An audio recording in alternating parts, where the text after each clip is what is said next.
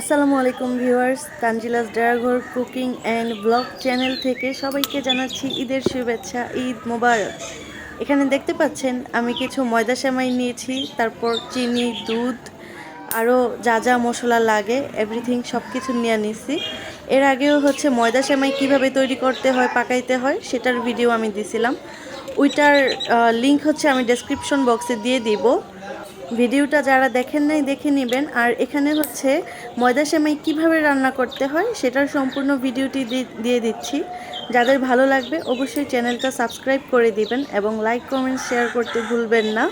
তো এখানে চুলায় একটা হাঁড়িতে প্রথমেই চুলার মধ্যে পানি বসিয়ে পানিটা খুব ভালোভাবে বলক আনিয়ে নিতে হবে। তারপর পরিমাণ মতো যে যতটুকু ময়দা সেমাই রান্না করবেন সেটুকু পরিমাণের ময়দা সেমাই সেই বলক আনানো পানিতে দিয়ে ভালোভাবে নেড়ে নিতে হবে। আমি ভিডিওতে যেভাবে দেখাচ্ছি একটু ভালোভাবে লক্ষ্য করবেন। এইভাবে ময়দা সেমাই রান্না করলে কিন্তু খুবই মজা হয়। এই গরম পানিতে দেওয়ার পর ময়দা সেমাইটা গলে যাবে।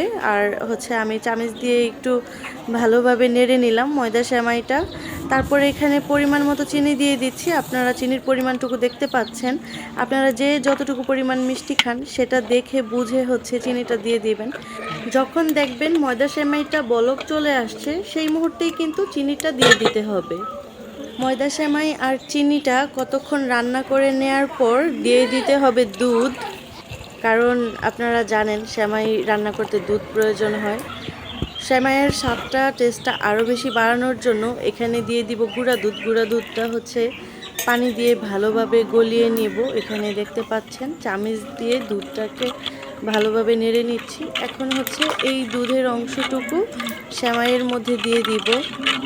এক একজনের রান্না এক এক রকম। এইভাবে ময়দা সেমাইটা রান্না করলে আসলে সেমাইয়ের টেস্টটা খুব ভালো হয়। তো আপনাদেরকে খুব সহজভাবে অল্প সময়ে রান্না করে দেখানোর চেষ্টা করছি।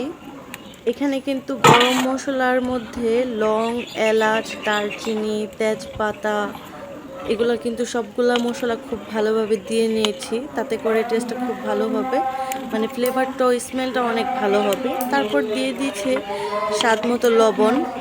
যে কোনো খাবারের মধ্যেই লবণের প্রয়োজন হয়। লবণের গুণাগুণ অনেক গুরুত্বপূর্ণ, আপনারা সবাই জানেন। এই যে দেখেন সেমাইটা কত সুন্দরভাবে রান্না করা হয়ে গেছে। খুব সুন্দর একটা স্মেল আসতেছে সেমাই থেকে। জাস্ট আপনারা না খেলে বুঝতে পারবেন না এই সেমাইটা।